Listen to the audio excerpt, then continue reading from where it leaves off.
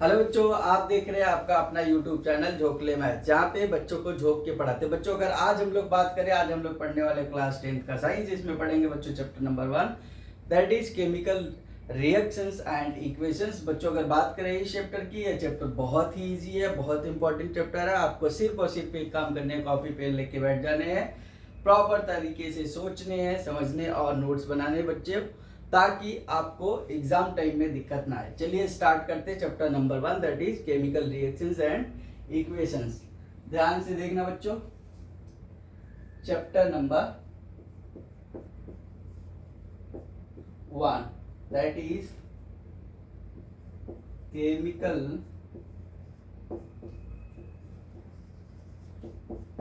Reactions and equations बच्चों, ठीक है।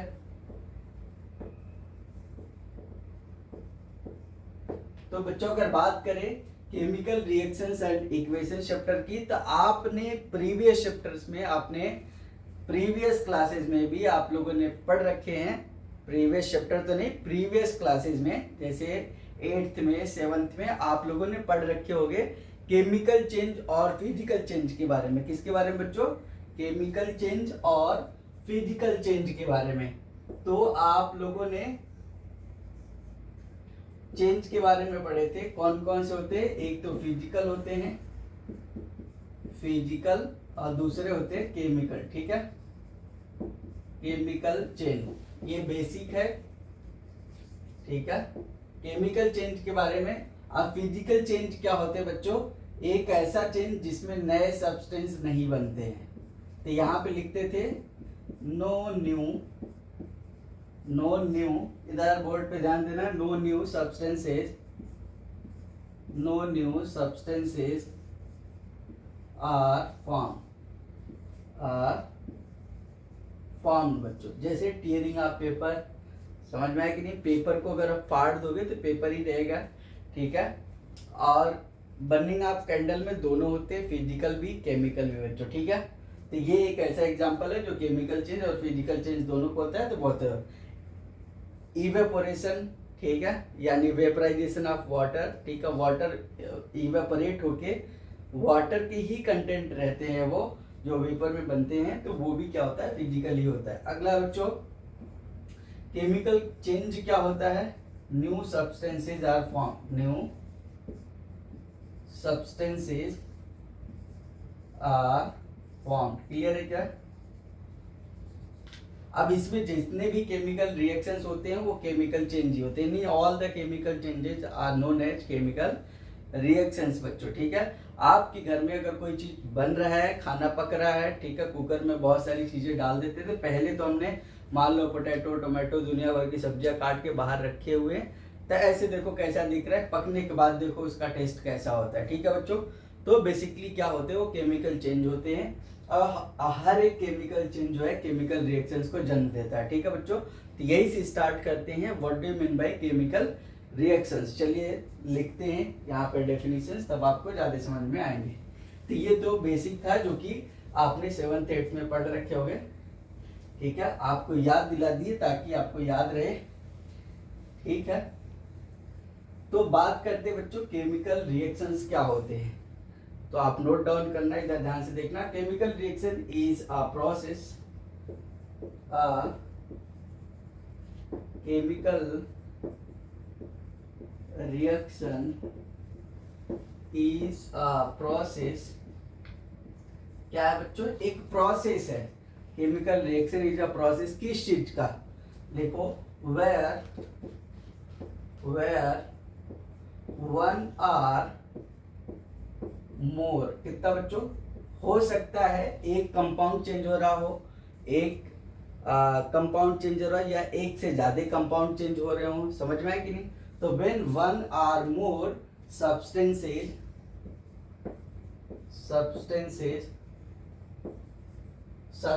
इसको हम क्या बोलेंगे बच्चों? Where one or more substances, जिसको हम बोल रहे हैं बच्चों रिएक्टेंट्स। क्या बोल रहे हैं? यहाँ ब्रैकेट में लिख लेना, रिएक्टेंट्स ना। वन आर मोर सब्सटेंसेस जिसको हम बोल रहे हैं रिएक्टेंट्स, ये चेंज होंगे किसमें बच्चों? change into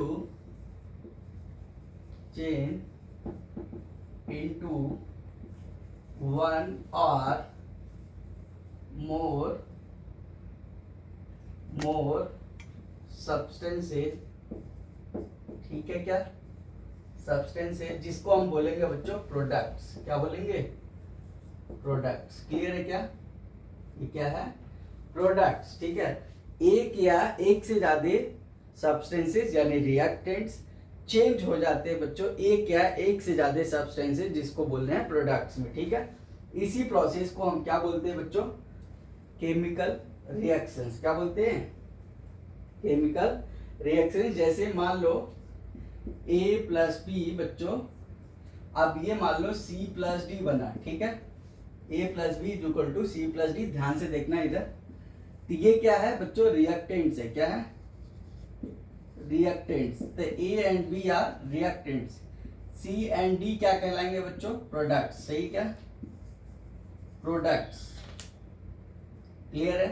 अब यहाँ पे ध्यान से देखो, C प्लस डी के जगह पे आप ए बी भी ले सकते हो, कुछ भी ले सकते हो, मतलब एक या एक से ज्यादा सब्सटेंसेस रिएक्ट किए, ठीक है, एक या एक से ज्यादा सब्सटेंस बन भी सकते हैं। समझ में आया कि नहीं, हो सकता है A plus B is equal to C भी हो। आपको समझाने के लिए बस लिखे हैं कि रिएक्टेंट्स क्या होते हैं, प्रोडक्ट्स क्या होते हैं, केमिकल रिएक्शंस क्या होते हैं बच्चों, और यहाँ पे A एंड B जो है वो रिएक्टेंट्स कहलाएंगे, C एंड D क्या कहलाएंगे, प्रोडक्ट्स कहलाएंगे। ये बच्चों किधर है, LHS साइड में, ठीक है, LHS।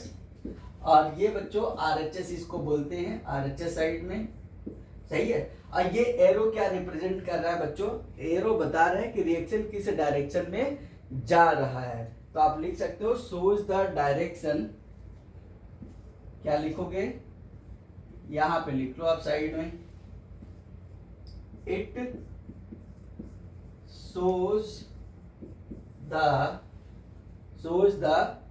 बोलो, इट shows the reactions। क्या, इट shows the अच्छा डायरेक्शन हमने बोले थे ना, it shows the direction, it shows the direction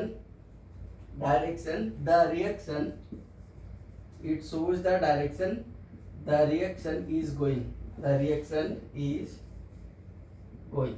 clear है क्या, ये डायरेक्शन बता रहा है कि रिएक्शंस किस डायरेक्शन में जा रहा है। ये क्या सोच कर रहा है, डायरेक्शन ऑफ रिएक्शन। ऐसे समझ लो जैसे लेफ्ट से राइट में जा रहा है, तो it shows the direction of the reaction is going या द रिएक्शन इज गोइंग। समझ में आया कि नहीं, क्लियर है, इसको नोट डाउन करो, the reaction is going, it shows the direction.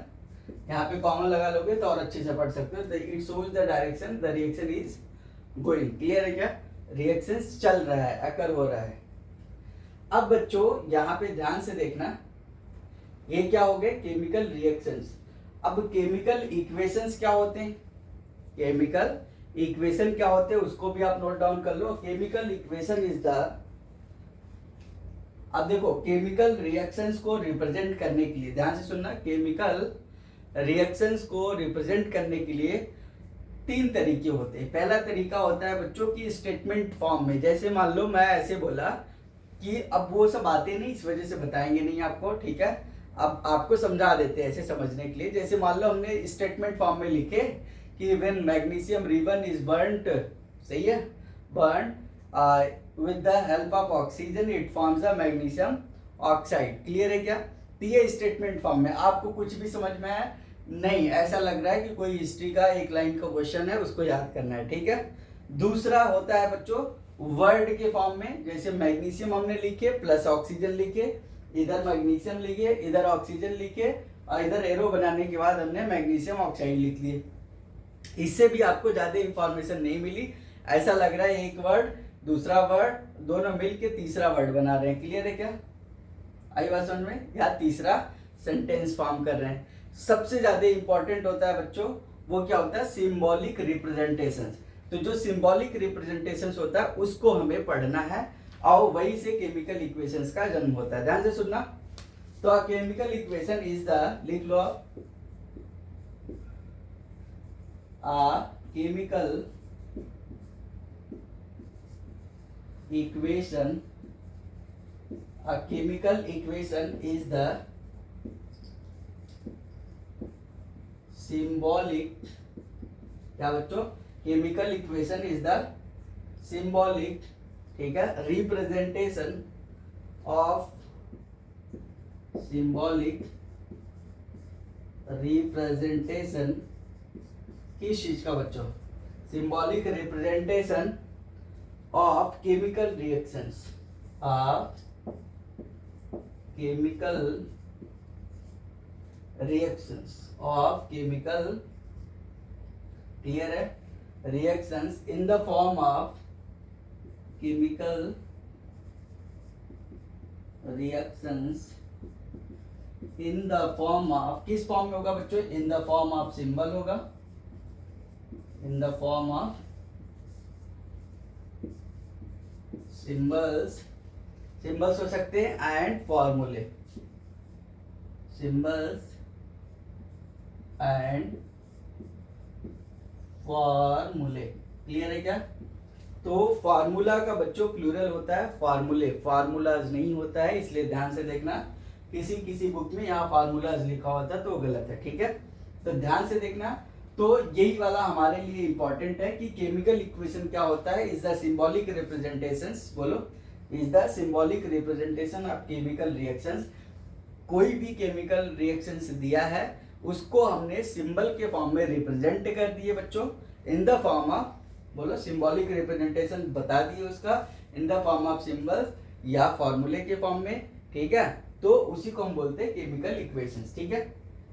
तो इसको आप नोट डाउन करो, फिर आपको धीरे धीरे और चीजें बताते हैं। तो ये बहुत इंपॉर्टेंट है, केमिकल रिएक्शंस, हर एक केमिकल चेंज केमिकल रिएक्शंस को जन्म देता है, आपको बताए थे। तो आपको केमिकल चेंज नहीं पूछा जाएगा, आपसे पूछा जाएगा केमिकल रिएक्शन क्या होता है, तो सिंपल बताओगे, chemical reactions is a process where one or more substances reacts, क्या बच्चों, where one or more substances change या react to into one or more substances, जिसको हम बोलेंगे फॉर्म्ड, जो कि प्रोडक्ट कहा जाएगा। समझ में आया कि नहीं, आई बात समझ में।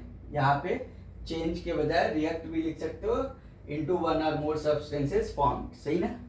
यहाँ पे फॉर्म होता है बच्चों, यहाँ पे फॉर्म्ड होता है और यहाँ पे रिएक्ट करता है, ये रिएक्ट करते हैं, क्लियर है क्या। ये छोटी छोटी चीजें ध्यान रखना, तो इसको आप नोट डाउन करो, फिर आपको चैप्टर का स्टार्ट करते हैं। आपको बता दें कि बहुत सारे वीडियोस हमने क्लास 10th के, जैसे मैथ्स की अगर बात करें तो all the videos are already uploaded, you can go to the channel and you can see all the videos. Okay बच्चों, बहुत बेसिक से बताए हैं, हर एक चीज एक्सप्लेन किए हैं, आप जाके देख सकते हो, पूरा सब कुछ समझ में आएगा। और साइंस के भी बहुत सारे चैप्टर्स के अपलोड कर चुके हैं, जैसे करंट इलेक्ट्रिसिटी अभी लेटेस्ट अपलोड किए हैं, आप जाके देखो। और 9th क्लास के भी हमने मैथ्स के अपलोड किए हैं बहुत सारे वीडियोस अप टू ट्रायंगल्स, और साइंस के भी अपलोड किए हैं, तो आप जाके देखो, अच्छे से एंजॉय करो, बहुत इंपॉर्टेंट चैप्टर है बच्चों, ठीक है। तो सभी चीजें अगर आपको समझ में आती रहेंगी तो 100% मार्क्स आएंगे, ठीक है। चलो, अब कैसे हम पहचानेंगे, क्या क्या चीजें होंगी कि हम पहचान जाएंगे कि केमिकल रिएक्शन हुआ है या नहीं है, ठीक है। तो शुरुआत करते वही से, तो फॉलोइंग ऑब्जर्वेशंस नोट डाउन करो, फॉलोइंग ऑब्जर्वेशंस, ठीक है बच्चों। ये कुछ ऑब्जर्वेशंस हैं जिससे हम पहचानेंगे कि केमिकल रिएक्शंस अकर हुआ है या नहीं हुआ है, ठीक है। The following observations which helps, बोलो, following observations which helps us to determine, बोलो, following observations which help us to determine whether a chemical reaction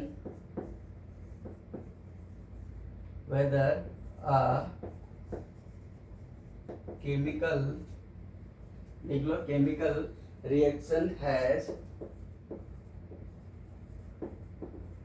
reaction has taken place बच्चों, क्या टेकन प्लेस, ठीक है, टेकन प्लेस। कैसे कैसे बताएंगे, ध्यान से सुनना, कुछ ऑब्जर्वेशंस के थ्रू हम बताएंगे। जैसे पहला हो सकता है कलर में चेंज आ जाए, तो लिखेंगे अगर कहीं चेंज इन कलर दिख जाए, चेंज इन कलर आएंगे, बहुत सारे रिएक्शंस है, ठीक है। दूसरा हो सकता है बच्चों चेंज इन टेम्परेचर हो जाए, चेंज इन टेम्परेचर, क्लियर है क्या, चेंज इन टेम्परेचर। हो सकता है तीसरा बच्चों एवोल्यूशन ऑफ गैस हो, क्या हो, एवोल्यूशन ऑफ गैस हो, क्लियर है क्या। Change in colour, change in temperature, ध्यान से देखना, एवोल्यूशन ऑफ गैस या चेंज इन स्टेट हो सकता है बच्चों, क्या हो सकता है, चेंज इन स्टेट, मतलब हो सकता है सॉलिड से लिक्विड बन गया हो, लिक्विड से वेपर में कन्वर्ट हो गया हो, गैसियस स्टेट में, या गैस से सॉलिड में। तो ये सारी चीजें जो होंगी ऐसी होंगी कि जिससे हम बता पाएंगे कि केमिकल रिएक्शंस हुआ है या नहीं हुआ है, ठीक है। अब एक केमिकल इक्वेशंस लिखते हैं, तो आपको बताते हैं केमिकल इक्वेशंस। जो आपके चैप्टर में पहला एक्टिविटी है, मैग्नीशियम रिबन को बर्न किया जाता है ऑक्सीजन में, यानी जलाया जाता है। ध्यान से सुन लेना, किसी चीज को जलाना मतलब ऑक्सीजन से रिएक्शन करना। बच्चों अगर बेसिक केमिस्ट्री जो है क्लास 9th और 10th की अगर आपने नहीं देखी है, तो आपको हो सकता है थोड़ी बहुत कंफ्यूजन हो, तो आप जाके वो पहली वीडियो देखो, जिससे आपको पता चलेगा कंपाउंड कैसे फॉर्म करते हैं, ठीक है। वैलेंसी क्या होती है, वैलेंस इलेक्ट्रॉन क्या होते हैं, ठीक है। और पॉजिटिव आयन यानी केटायन, नेगेटिव आयन यानी एनायन क्या होते हैं, कैसे ये कंपाउंड बनाते हैं, ठीक है। तो केमिकल इक्वेशंस हम लिखते हैं। मान लो हमने लिखे वर्ड फॉर्म में, अभी बोले थे आपको मैग्नीशियम लिखे, मैग्नीशियम प्लस ऑक्सीजन लिखे बच्चों, ठीक है, ऑक्सीजन। तो यहाँ पर हमने लिख लिए मैग्नीशियम, चलो अभी फार्मूला नहीं लिखते, वर्ड में लिखते, मैग्नीशियम, बोलो मैग्नीशियम ऑक्साइड, क्लियर है क्या बच्चों। अब ये देखो हमने एक वर्ड फॉर्म में लिखे, दूसरा वर्ड, एक वर्ड मैग्नीशियम, दूसरा वर्ड ऑक्सीजन, दोनों रिएक्ट किए, मैग्नीशियम ऑक्साइड बन गया, ठीक है बच्चों। तो ये क्या है, वर्ड फॉर्म में केमिकल इक्वेशंस हमने लिखे, ठीक है, वर्ड फॉर्म में केमिकल इक्वेशंस लिखे। अब ध्यान से सुनना, इसी को अगर सिंबल फॉर्म में लिखेंगे, किस फॉर्म में, तो ऐसे लिखेंगे मैग्नीशियम प्लस ऑक्सीजन, ठीक है बच्चों। अब ध्यान से देखो, इसको ऐसे ही क्यों लिखे, तो बहुत सारे एलिमेंट होते हैं जो मोनोएटॉमिक फॉर्म में एग्जिस्ट करते हैं, बहुत सारे एलिमेंट ऐसे होते हैं जो डाइएटॉमिक होते हैं, बहुत सारे होते हैं ट्राइएटॉमिक होते हैं, एक आंख है जो टेट्राएटॉमिक है, पॉलीटॉमिक है। तो आपको बेसिक केमिस्ट्री आप क्लास 9th एंड 10th का वीडियो जाके देखने हैं, बहुत अच्छे से हमने बताया क्या चीजें होती हैं। यहाँ पे Mg+O2, ये बन जाएगा बच्चों MgO। अब ये कंपाउंड कैसे फॉर्म किया वहां पर हमने डिटेल में बताया। देखो ऐसे लिखोगे मैग्नीशियम, यहाँ लिखे ऑक्सीजन, इसकी वैलेंसी 2 होती है बच्चों, इसकी भी 2 होती है, कट के ये 1 1 बन गए। तो ये ऐसा क्रिस क्रॉस मेथड से MgO बन जाता है। यहाँ पे अगर इसको हम बैलेंस करेंगे बच्चों, तो यहाँ देखो ऑक्सीजन 2 है, इधर भी 2 लगाने पड़ेंगे, तो इधर 2 लगाए तो मैग्नीशियम 2 ऑक्सीजन 2 हो गए, तो 2 इधर भी लगा दिए, ठीक है बच्चों। अब ध्यान से सुनना, इधर लेफ्ट साइड जो है ये रिएक्टेंट कहलाते हैं, राइट साइड जो बना है इसको हम प्रोडक्ट बोलेंगे बच्चों, ठीक है। क्या बोलेंगे, ये रिएक्टेंट है, ये प्रोडक्ट है। बहुत धीरे धीरे बता रहे हैं, ध्यान से सुनना, ताकि आपका कंफ्यूजन कुछ रह न जाए, ठीक है। अब लिखेंगे the substances that undergoes, reactant क्या होते हैं वो बता रहे हैं, ठीक है, रिएक्टेंट क्या होते हैं वो बता रहे हैं, लिखो रिएक्टेंट्स, ठीक है बच्चों। तो लिखेंगे the substances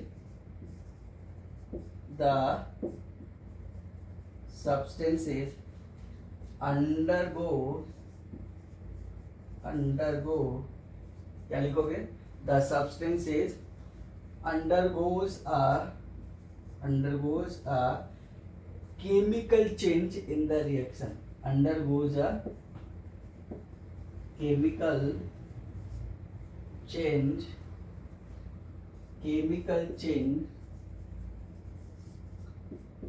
in the reaction। Clear है क्या? In the reaction. ध्यान देना क्या बोले हमने, the substances undergoes a chemical change in the reaction. समझ में आया कि नहीं? उसको हम बोलते हैं रिएक्टेंट्स बच्चों, ठीक है। और यहाँ पे लिख सकते हो आर कॉल्ड रिएक्टेंट्स। क्लियर हुआ क्या? ये कहलाते हैं रिएक्टेंट्स बच्चों, ठीक है। अरे बोलो, the substances which formed in chemical reactions. अगला लिखो प्रोडक्ट्स के बारे में भी लिख लो। प्रोडक्ट्स क्या होते हैं बच्चों? द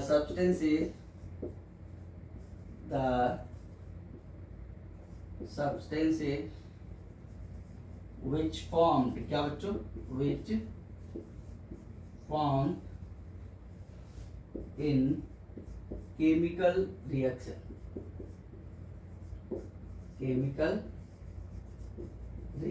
क्लियर है?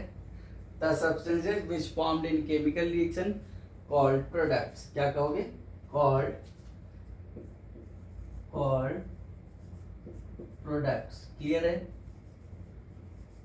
इसको बच्चों प्रोडक्ट्स बोलेंगे, ठीक है। तो बहुत इंपॉर्टेंट है, बहुत छोटी छोटी चीजें बता रहे हैं ताकि आपका कंफ्यूजन ना रहे। तो इसको आप नोट डाउन करो, फिर आगे बताते हैं।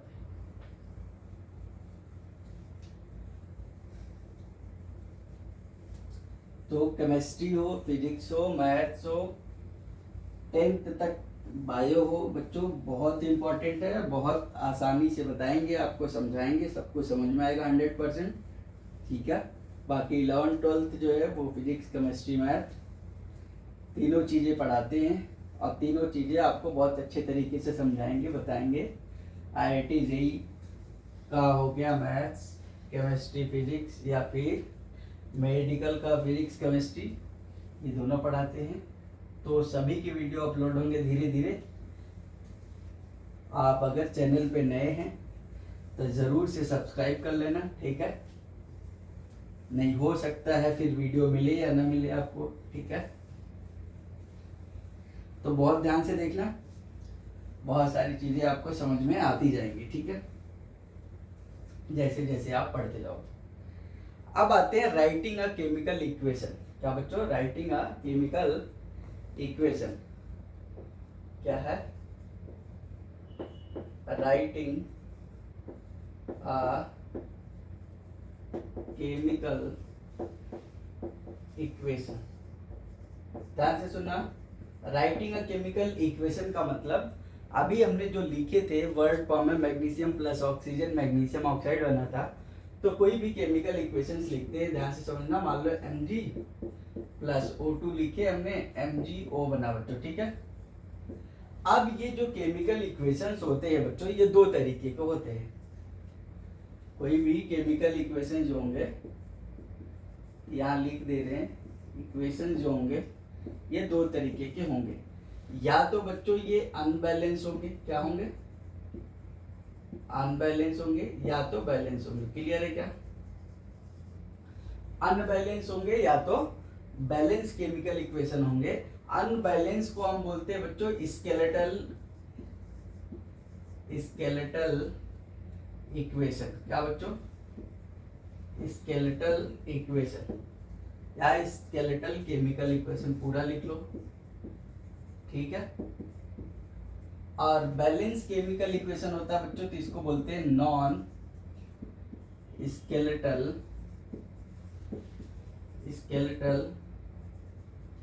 Chemical equation. ध्यान से सुनना, पूछ लिया गया है 1 नंबर में कई बार, ठीक है। आई बात समझ में? Non skeletal chemical equation. Clear है क्या? ये बैलेंस्ड केमिकल इक्वेशंस है। क्या बच्चों? नॉन स्केलेटल केमिकल इक्वेशंस को हम क्या बोलते हैं? बैलेंस। अनबैलेंस को स्केलेटल। यानी जो भी हम लिख लेते हैं वो बैलेंस नहीं होता है, या बैलेंस हो ये जरूरी नहीं है।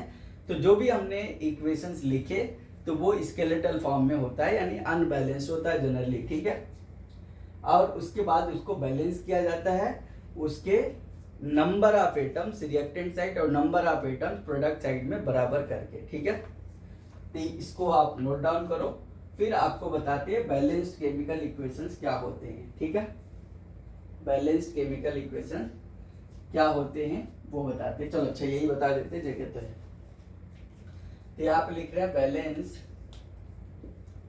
Balanced chemical equation.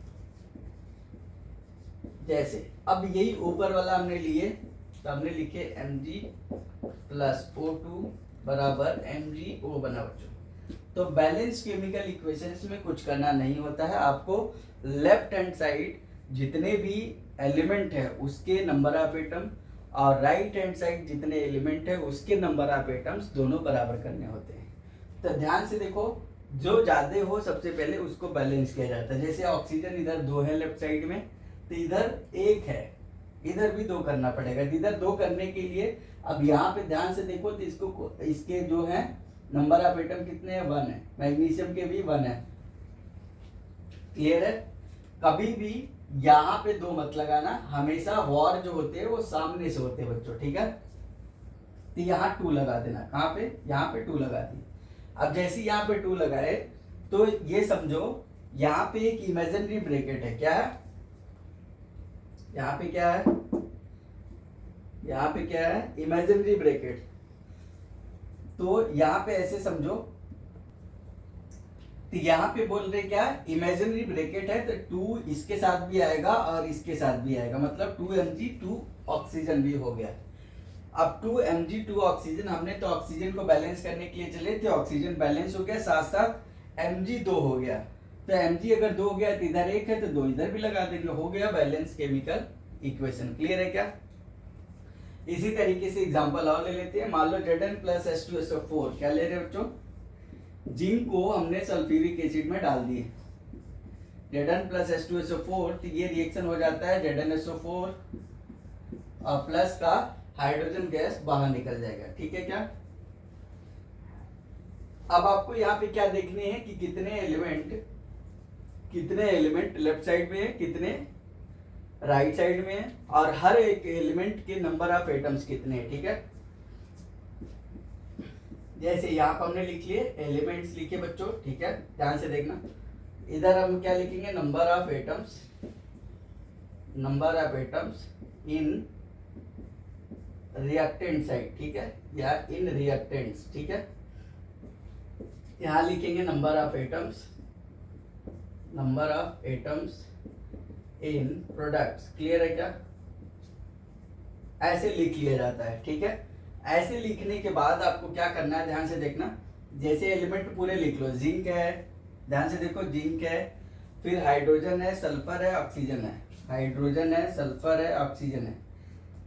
Number of atoms in the reactant side, देखो जिंक कितना है, उधर 1 है, हाइड्रोजन बच्चों कितना है, 2 है, सल्फर कितना है, 1 है, ऑक्सीजन 4 है।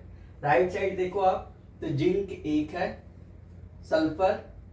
सल्फर के सामने ही लिखना 1 है, ठीक है। उसके बाद हाइड्रोजन देखो 2 है, ठीक है, ऑक्सीजन देखो 4 है। तो आप अगर ध्यान से देखो बच्चों, तो जितने एटम रिएक्टेंट साइड में हैं हर एक एलिमेंट के, उतने ही प्रोडक्ट साइड में है। तो देयरफॉर दिस इक्वेशंस, यहाँ पे लिखोगे सिंस क्या लिखोगे, since the number of atoms, ध्यान से देखना, ये लिखना होता है, number of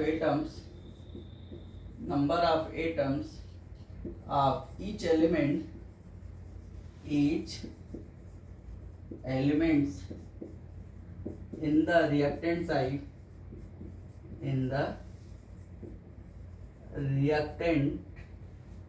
side is equal to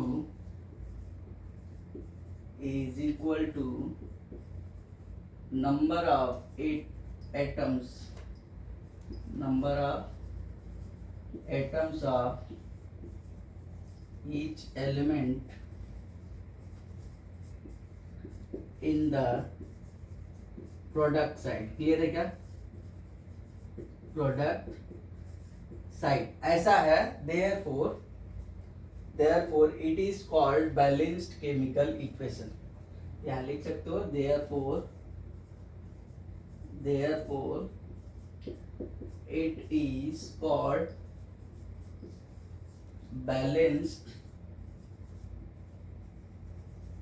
balanced chemical equation. Clear है क्या? इसको आप नोट डाउन करो, ठीक है, फिर आगे बढ़ते हैं। तो बहुत आसान है बच्चों, आपको सिर्फ और सिर्फ क्या काम करना है, बैलेंसिंग में नंबर ऑफ एटम्स हर एक एलिमेंट के लेफ्ट साइड यानी रिएक्टेंट साइड और प्रोडक्ट साइड दोनों बराबर करने होते हैं। सही है ना?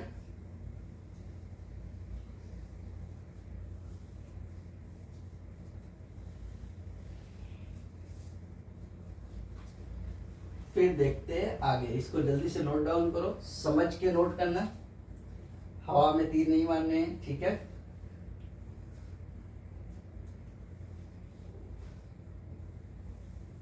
बहुत बच्चे देखेंगे कहेंगे आ गया चलो चलो चलो, ऐसे बच्चे फिर वो चले ही जाते हैं। तो ध्यान से देखना, अच्छे से देखना, आपको 100% समझ में आएगा बच्चों, ठीक है? पूरी बात समझोगे तो पूरी चीज समझ में आएगी, ठीक है? नोट चीज करके लिख लेना। नोट, ये सिलेबस में तो नहीं है लेकिन आ जाता है बच्चों, 11th में तो काम आते ही है, लेकिन कभी कभी पूछ लेता है कि बैलेंस्ड केमिकल इक्वेशंस जो होती है और क्या कहे जाते हैं। यहाँ लिख लो, balanced chemical equation is also known as stoichiometry। क्या बोलते हैं? स्टोइकियोमेट्रिक इक्वेशंस, ठीक है? याद रखना, ठीक है? Stoichiometric equations. अब जैसे आपको मान लो एग्जांपल्स ले लेते हैं और बैलेंसिंग के लिए। मान लो ये लिया आयरन प्लस H2O, सही है बच्चों? आयरन को हमने पानी में डाल दिए, किसमें? पानी में डाल दिए, और उसके बाद ये क्या क्या बनाता है, ध्यान से देखो, Fe3O4 बना लिया प्लस Fe3O4 प्लस H2 बन जाता है बच्चों। अब इसको बैलेंस करना है तो कुछ नहीं, वही एलिमेंट लिखने हैं, कॉलम ऐसे बना लेने हैं, ठीक है?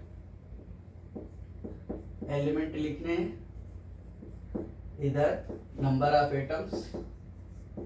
ऑफ एटम्स, ठीक है? रिएक्टेंट साइड, ठीक है? रिएक्टेंट साइड, और इधर number of atoms in product side. तो आपको ऐसे नहीं पूछा जाएगा आपसे, ठीक है? ये आपको समझा रहे हैं, आपको सिर्फ और सिर्फ देखने हैं कि number of atoms left side, number of atoms in the product side बराबर है या नहीं है। तो आपको कुछ नहीं करना है, दिमाग नहीं लगाने, सीधे बैलेंसिंग आपसे पूछी जाएगी तो बैलेंस कर देना है, ठीक है? सबसे पहले किसको बैलेंस करते हैं आपको बताए थे, जो ज्यादा मात्रा में हो, ठीक है? जैसे आप देखो दोनों साइड, जैसे ऑक्सीजन इधर 4 है बच्चों, क्या इधर 4 है, उधर देखो ऑक्सीजन कितना है, 1 है। कितना है? 1 है। तो अगर हमने यहाँ पे 4 लगा दिए, ध्यान से सुनना, बहुत इंपॉर्टेंट बात है, 4 लगा दिए यहाँ पे, तो 4 ऑक्सीजन हो गया, इधर भी 4 हो गया। जैसे ही इधर 4 हुआ तो इधर 4 2 8 हाइड्रोजन हो गया। हाइड्रोजन इधर कितना है बच्चों? 2 है। कितना है? 2 है। तो इसके सामने अगर 4 लगा दिए तो 4 2 8, ये भी हो गया बैलेंस। तो आप अगर ध्यान से देखो तो हाइड्रोजन ऑक्सीजन तो बैलेंस हो गया। अब आते हैं आयरन पे। आयरन इधर 3 है, उधर कितने? 1 एटम है, तो यहाँ पे 3 लगा देते, हो गया काम। देखो सही है। फिर वही लिख दोगे, since the number of atoms in the reactant side is equal to number of atoms in the product side of each element, therefore it is called the balanced chemical equations. अगर आपसे कोई पूछे तो बता देना। अगला रिएक्शन लिखते हैं CO, मान लो गैसियस फॉर्म में है, प्लस H2O। क्या बच्चों? CO प्लस H2 नहीं, H2 गैस फॉर्म में लिख लेते हैं, ठीक है? ये आपके बुक का है रिएक्शन, CO प्लस H2, ठीक है? दोनों गैस है। अब 340 ATM, मतलब 340 ATM पे, यानी एटमॉस्फेरिक प्रेशर से कहीं ज्यादा है, ठीक है? बहुत ज़्यादा 340 atm पे यानी हाई प्रेशर पे इसको जब रिएक्ट कराते हैं तो ये बन जाता है CH3OH बच्चों। क्या बन जाता है? CH3OH, जिसको हम बोलते हैं मिथेनॉल। ये लिक्विड बन जाता है। आपको बता रखे हैं कि अगर प्रेशर ज़्यादा कर दे, टेम्परेचर कम कर दे तो गैसेस लिक्विफाई हो जाती है। इसका नाम होता है मिथेनॉल। क्या होता है बच्चों? मिथेनॉल। ठीक है, ध्यान देना। अगला एक आपका फोटोसिंथेसिस वाला आपको पता होगा, CO2 प्लस H2O। ध्यान से देखना, यहाँ पे क्या लिखते हैं? सनलाइट, सनलाइट और क्लोरोफिल, इधर क्लोरोफिल। ठीक है, ध्यान से सुनना। क्लोरोफिल तो यहाँ बनता है C6, क्या लिखेंगे? C6H12O6, ग्लूकोज जिसको बोलते हैं। प्लस बच्चों वेस्ट प्रोडक्ट ऑफ प्लांट जो होते हैं वो ऑक्सीजन होते हैं, ऑक्सीजन लिख लिए, प्लस वाटर और बन जाते हैं। ठीक है, ध्यान से सुनना। अब इसको बैलेंस करना है बच्चों। तो देखो हाइड्रोजन इधर कितना है? 12 है। समझ में आ रही क्या? कितना है? 12 है। और उधर कितना है? 2 है। और इधर देखो 12 प्लस 2 14 है। कितना? सब देखते हैं दोनों कंपाउंड में जितने इधर बने होंगे प्लस प्लस करके टोटल जोड़ा जाता है। तो 12 प्लस 2 14 है, जबकि यहाँ पे 2 है बच्चों। तब 14 बनाना है तो यहाँ पे अगर हमने 12 लगा दिए, ध्यान से देखना। अब 14 जो है वो 7 का मल्टीपल है। अगर यहाँ पे 12 लगाते हैं तो क्या होता है? 12 2 जा 24 हो गया। ठीक है, अब ध्यान से देखो, अगर वहाँ पे हमने 12 2 जा 24 कर दिए और इधर हमने 6 लगा दिए। कितना लगा दिए बच्चों? 6। तो ध्यान से देखो 24 इधर हो गया कि नहीं? 6 2 जा 12, 12 इधर हो गया, 12 इधर 24 हो गया, उधर 24 हो गया। तो हाइड्रोजन देखो बैलेंस हो गया। रही बात ऑक्सीजन की, ऑक्सीजन अगर ध्यान से देखो तो यहाँ पे 12 और प्लस 2 14 है। यहाँ पे देखो 6 इधर है, 2 8 8 6 14 इधर है। ध्यान से देखो, तो यहाँ पे भी हम क्या लगा देंगे? 6 अगर लगा दिए, ध्यान से सुनना, 6 लगा दिए तो 6 CO2। ठीक है, तो 6 कार्बन देखो इधर। ठीक है, 12 और 12 24 ऑक्सीजन भी हो गए। तो इधर देखो ऑक्सीजन कितने हैं? 6 इधर है, 6 इधर है, 12 और 6 अगर यहाँ पे भी लगा दिए तो देखो 6 दूनी 12, 12 12 24 हो गए क्या? तो ये बच्चों इस तरीके से बैलेंस हो जाते हैं। समझ आए कि नहीं? तो आपको कुछ नहीं करना है, ये रिएक्शन याद कर लेने। CO2 यानी when carbon dioxide and water react in the presence of sunlight and chlorophyll, it forms glucose, oxygen and water बच्चों। This is called the photosynthesis reaction। photosynthesis reaction समझ में आया कि नहीं? इसके नीचे लिख लिए जाते हैं, जैसे ये आयरन है तो आयरन लिख लोगे, इसके नाम, ये वाटर है तो वाटर लिख लोगे। समझ में आया कि नहीं? और इसके स्टेट के बारे में बता दोगे, ये सॉलिड है, ये लिक्विड है, तो और स्टैंडर्ड मान लिया जाता है। ये आयरन ऑक्साइड है। क्या है? आयरन ऑक्साइड है। समझ में आई कि नहीं? और ये हाइड्रोजन है। क्या है? हाइड्रोजन तो गैस ही होता है। ठीक है, क्लियर है क्या? या एक्वस फॉर्म में निकलेंगे। ठीक है, तो इस तरीके से इसका नाम क्या है? ग्लूकोज है, तो ग्लूकोज लिखिए जो खाते हैं। ठीक है, ये ऑक्सीजन है, ये वाटर है, उधर भी कार्बन डाइऑक्साइड, ये सब पता है। ठीक है, तो इस तरीके से बच्चों ये शुरुआत हो गया चैप्टर का। ठीक है, अब अगले वीडियो में, इस वीडियो में इतना ही। अगले वीडियो में हम देखेंगे टाइप्स ऑफ केमिकल रिएक्शंस, जैसे डिस्प्लेसमेंट रिएक्शंस क्या होते हैं, डबल डिस्प्लेसमेंट रिएक्शंस क्या होते हैं, कॉम्बिनेशन और डीकम्पोजिशन रिएक्शंस क्या होते हैं, exothermic, endothermic, oxidation, reduction, redox reaction. तो बहुत सारे रिएक्शन, जो भी टाइप्स ऑफ रिएक्शंस है उनके बारे में देखेंगे। तो इस वीडियो में इतना ही। I hope that you have understood this video. If you have any query, you just place that in comment box. I will be happy to help you. Thank you so much for watching this video. Okay, bye bye.